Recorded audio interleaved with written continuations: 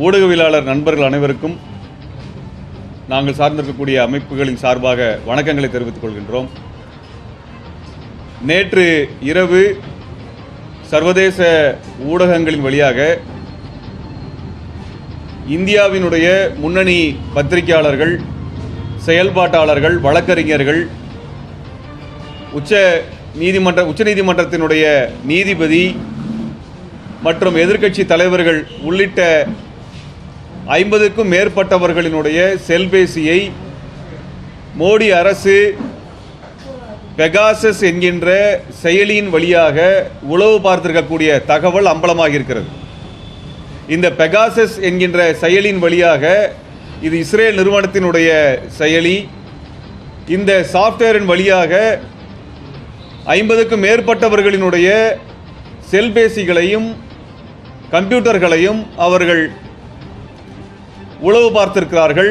இந்த உளவு பார்த்தல் என்பது இந்த செல்பேசியிலோ அல்லது கணிப்பொறியிலிருந்து தகவலையும் புகைப்படங்களையும் மற்றும் பேசுகின்ற பேச்சுக்களையும் ஒட்டு கேட்க முடிகின்றது, எடுக்க முடிகின்றது. இதில் வாட்ஸ்அப் உள்ளிட்ட பலவற்றின் செய்திகளை எடுக்க முடியும் என்கின்ற தகவல், அதிர்ச்சிகரமான தகவல் வெளியாகியிருக்கிறது.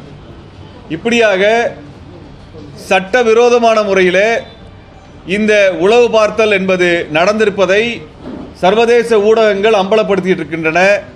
இந்திய அளவில் வயர் என்கின்ற ஒரு ஊடகமானது இந்த செய்தியை அம்பலப்படுத்தியிருக்கிறார்கள்.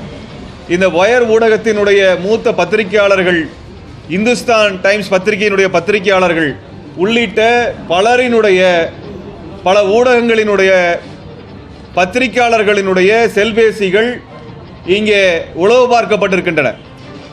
இந்த உளவு பார்த்தலின் மூலமாக என்ன நடக்கிறது என்றால், 3 ஆண்டுகளுக்கு முன்பு இதே பெகாசஸின் வழியாக அவர்கள் உளவு பார்த்து ரோனா வில்சன் என்கின்ற ஒரு செயல்பாட்டாளரினுடைய கணிப்பொறியிலே பொய்யான தகவல்களை மோடி அரசே பதிவு செய்தது.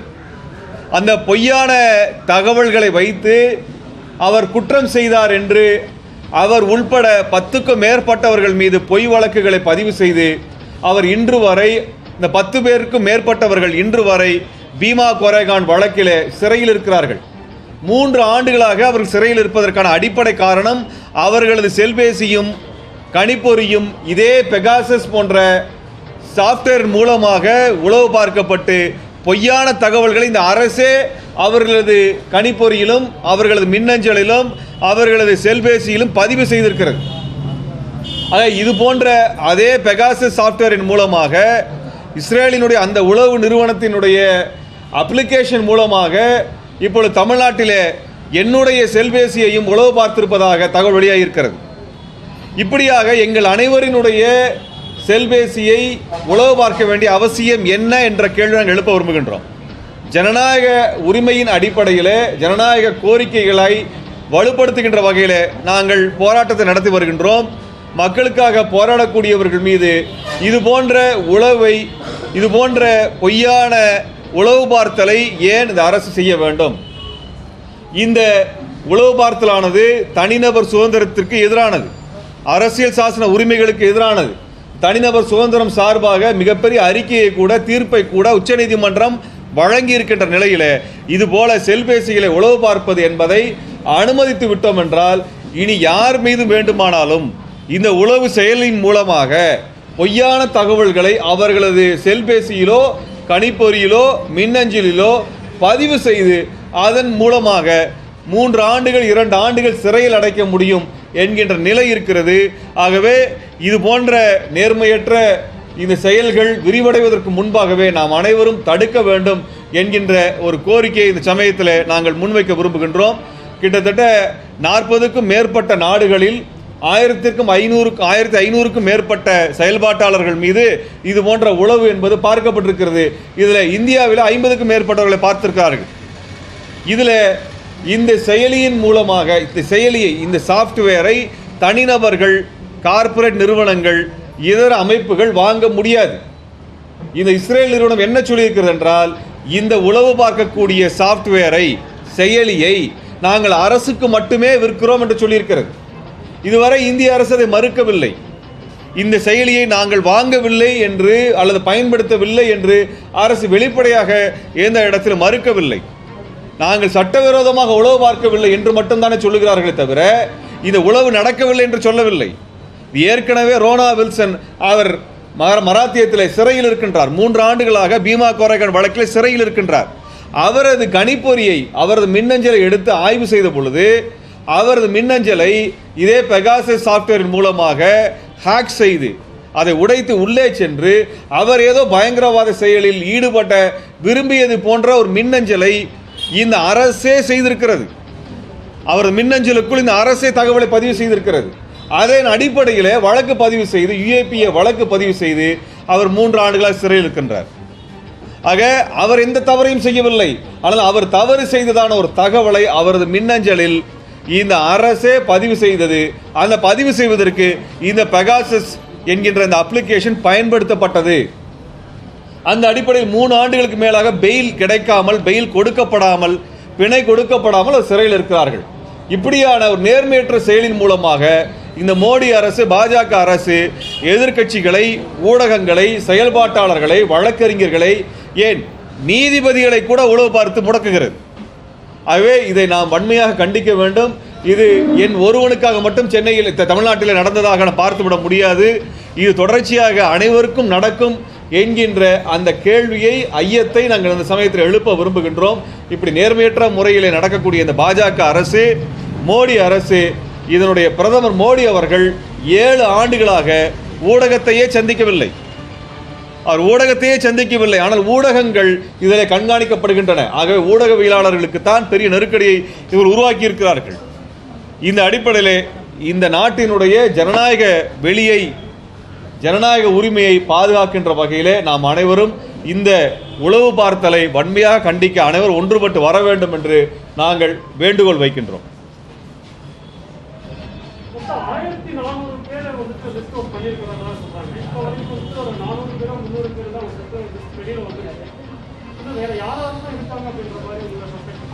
நேற்றுக்கு இது குறித்து யாரெல்லாம் பெயர்கள் இருக்குன்னு ஒரு இணையதளத்தில் வெளியிட்டு இருந்தாங்க. அந்த இணையதளம் முடக்கப்பட்டுருச்சு. கார்டியன் பத்திரிகை, லண்டனிலிருந்து வெளியாகக்கூடிய கார்டியன் பத்திரிகை இந்த உளவில் யாரெல்லாம் பார்க்கப்பட்டார்கள் என்கின்ற தகவலை முழுவதுமாக வெளியிடுவதாக சொல்லியிருக்கிறார்கள். அந்த தகவல் முழுமையாக வெளிவரும் என்று நம்புகின்றோம். அந்த அடிப்படையில் என்னுடைய பெயரும் அதில் இருந்ததை நான் பார்க்க முடிகிறது. ஆகவே இந்த தகவல் முழுமையாக வெளிவரும். இதில் இந்த சாஃப்ட்வேரை, இந்த இணையதள, இந்த செயலியை பயன்படுத்திய நாடுகள் பார்த்தீங்கன்னா அந்த நாடுகள் எல்லாமே பத்திரிகை சுதந்திரத்தில் மிக மோசமான இடத்தில் இருக்கக்கூடிய நாடுகள். 142வது இடத்தில் இந்திய அரசு இருக்கிறது. ஊடகத்தினுடைய சுதந்திரத்தை, பத்திரிகையாளர் சுதந்திரத்தை, பத்திரிகையாளர் பாதுகாப்பை உறுதி செய்வதில் மிக மோசமான இடத்தில் இந்திய அரசு இருக்கிறது. அது முதலிடத்தில் இல்லை, 142வது இடத்தில் இருக்கிறது. இதே போன்ற மிக மோசமான பத்திரிகை சுதந்திரம் உடைய நாடுகள் Azerbaijan, Saudi Arabia, Rwanda, Mexico போன்ற நாடுகள் தான் இந்த செயலியை வாங்கியிருக்கிறார்கள். ஆகவே பத்திரிகையாளர்களை முடக்குகின்ற நாடுகள் அனைத்தும் இதை வாங்கியிருக்கின்றன. அதில் இந்தியாவும் சேர்ந்திருப்பது என்பது அரசியல் சாசனத்தை இவர்கள் அவமதிக்கின்ற செயல். அதான் நான் சொல்ல வரும். அரசியல் சாசனம் தான் இங்கே உச்சபட்ச உரிமையாக அனைவருக்குமான பேச்சு உரிமை, கருத்துரிமை கொடுத்திருக்கிறது. அந்த உரிமையை மீறுகின்ற விதமாக இவர்கள் இதை செய்திருக்கிறார்கள். ஆக அரசியல் சாசன விரோதமாக, சட்ட விரோதமாக இந்த செயல் நடத்தப்பட்டிருக்கிறது.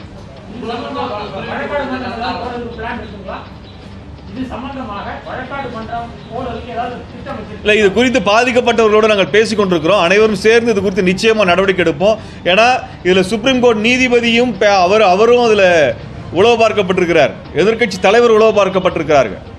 அதனால இந்திய அளவில் இது குறித்தான செயல்பாடுகள் எடுப்போம். நாங்கள் தோழமை அமைப்புகளோடு சேர்ந்து இது குறித்தான முடிவை உடனடியாக நாங்கள் எடுத்து வெளிப்படையாக நாங்கள் அறிவிப்பை வெளியிடுவோம். நாங்கள்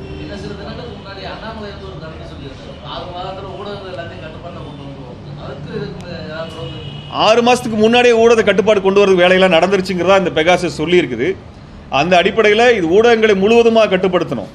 ஊடகங்களை உளவு பார்த்த பத்திரிகையாளர் உளவு பார்க்கறது எதற்காக தான் கேட்குறோம். பத்திரிகையாளர்களுக்கு செய்தியை, கருத்தை பதிவு செய்யக்கூடிய அனைத்து உரிமை அரசு சாசனம் கொடுத்துருக்குது. அப்படியாக 40 பத்திரிகையாளர்களை இந்தியாவிற்குள் ஏன் உளவு பார்க்க வேண்டும்? தமிழ்நாட்டில் என்னுடைய செல்பேசி ஏன் பார்க்க வேண்டும் என்று நான் கேட்க விரும்புகின்றோம்.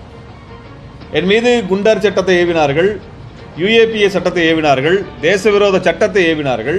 40க்கும் அதிகமான வழக்குகள் ஏவியிருக்கிறார்கள். சிபிசிஐடி விசாரணை நடத்தி கொண்டிருக்கிறார்கள்.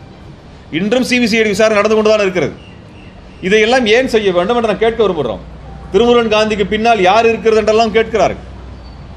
வெளிப்படையாக இயங்கக்கூடிய இங்கே ஜனநாயக ரீதியில் இயங்கக்கூடியவர்கள் மீது இது போன்ற மோசமான ஒரு ஜனநாயக விரோத தாக்குதல் என்பது திட்டமிட்டு நடத்தப்படுவதாகத்தான் நாங்கள் பார்க்கணும்.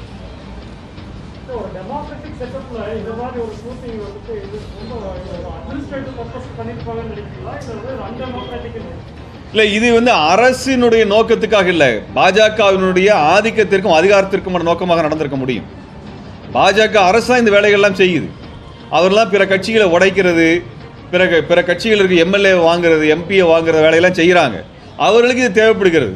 அதே போல தான் அவர்கள் ஊடகங்களையும் தங்கள் கட்டுப்பாடுகள் எடுக்கணும்னு நினைக்கிறாங்க. அவர் தமிழக பாஜகவினுடைய தலைவர் அண்ணாமலை அவர்கள் கூட வெளிப்படையாக பேசுகிறார். 6 மாதத்தில் ஊடகத்தை கையில் எடுப்போம், கட்டுப்பாட்டில் கொண்டு வருவோங்கிறது எவ்வளவு தூரம் ஜனநாயக விரோதமானது, அது எவ்வளோ மோசமானது. அது எல்லாத்தையும் ஒரு கட்டுப்பாடுகளை வச்சுக்கக்கூடிய அளவுக்கு அனைவரும் சுயமரியாதையற்றவர்களா என்ன, சுய சிந்தனையற்றவர்களா என்ன? அப்போ இவங்க வெளிப்படையாக இந்த மாதிரியான ஒரு வேலையை செய்கிறார்கள்.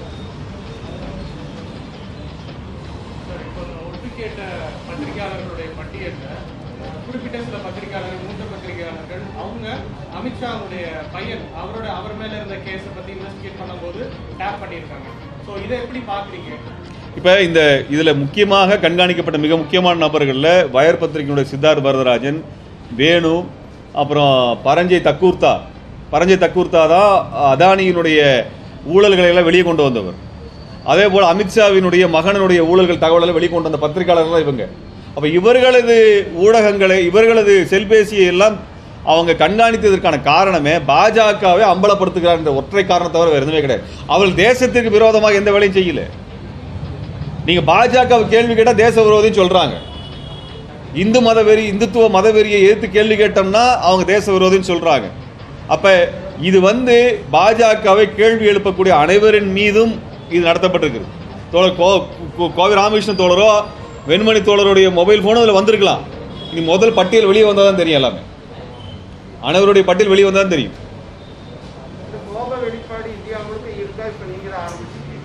எதுங்க இல்லை, இது எல்லா இடத்துலையும் பதிவு செஞ்சுட்டு இருக்கிறாங்க. முன்னணி வழக்கறிஞர்கள், அரசியல் தலைவர்கள்லாம் நேற்று இரவுலேருந்தே பதிவு செய்ய ஆரம்பிச்சிட்டாங்க தகவலை. அதனால் இது மிக மிக மோசமான செய்தியாக பார்க்கிறார்கள்.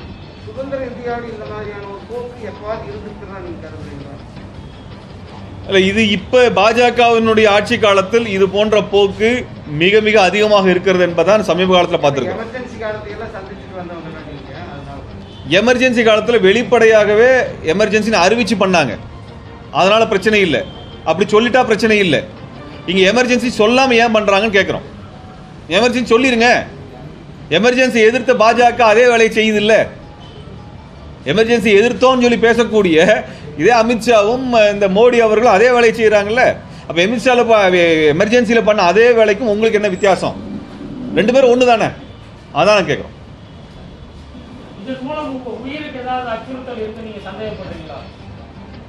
அதாவது ஒரு தகவலை சொல்ல முடியும் இல்லை, ஒரே ஒரு தகவல் சொல்ல விரும்புகிறேன். என்னன்னா, மெக்சிகோவில் சிசிலியா என்கின்ற ஒரு ஊடகவியலாளர், அவரோட மொபைல் ஃபோனும் இந்த பெகாசஸ் சாஃப்ட்வேர் இருந்திருக்குது.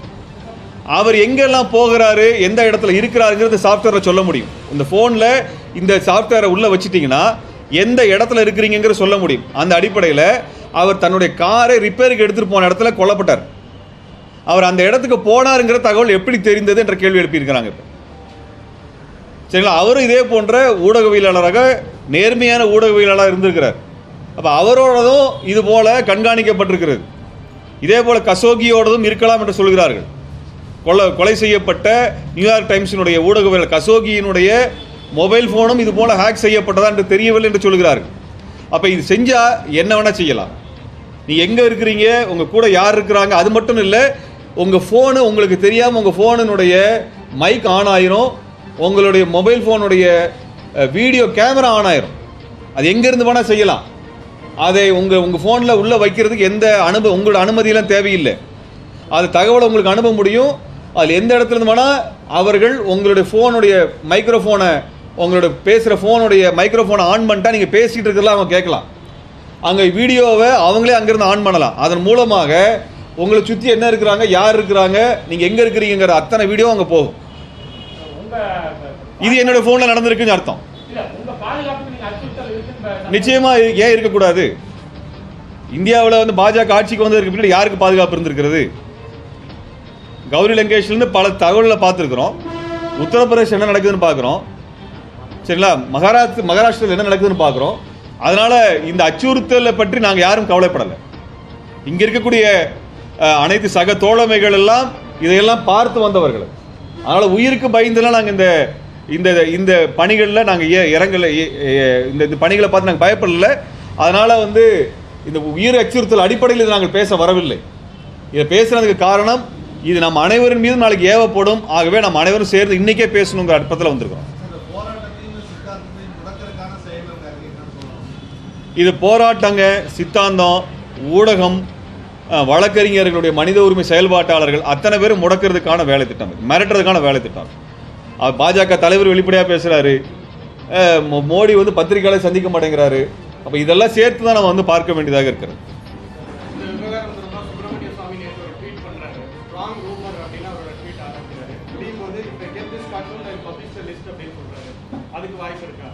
அது நீங்கள் சுப்பிரமணிய சாமி அவர்கிட்ட தாங்க கேட்கணும். அவர் பேசும்பொழுது ரூமர்னு பேசுகிறாரு. ஆனால் உலகத்தினுடைய முன்னணி ஊடகங்கள் பதிவு செய்திருக்கு. நியூயார்க் டைம்ஸ் பதிவு செய்திருக்கிறது, கார்டியன் பதிவு செய்திருக்கிறது. இது போன்ற அமெரிக்காவில் உளவு பார்த்த தகவலை அம்பலப்படுத்திய எட்வர்ட் ஸ்னோடன் வந்து இது குறித்து செய்தி வெளியிட்டிருக்கிறார். உலகத்தினுடைய முன்னணி ஆளுநர்கள் செயல்பட்டு இருக்கிறாங்க. சுப்பிரமணிய சாமி யார் நம்ம எல்லாத்துக்குமே தெரியுங்க.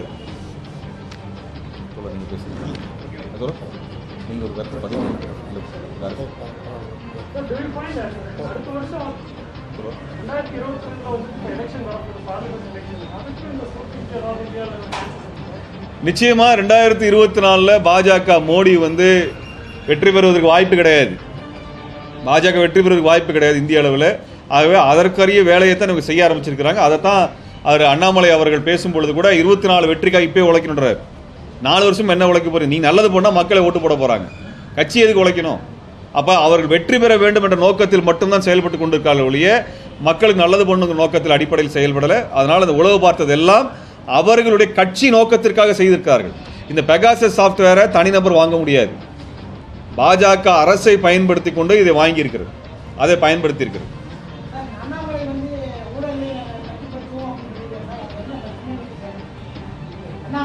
சொல்லியிருக்காங்க.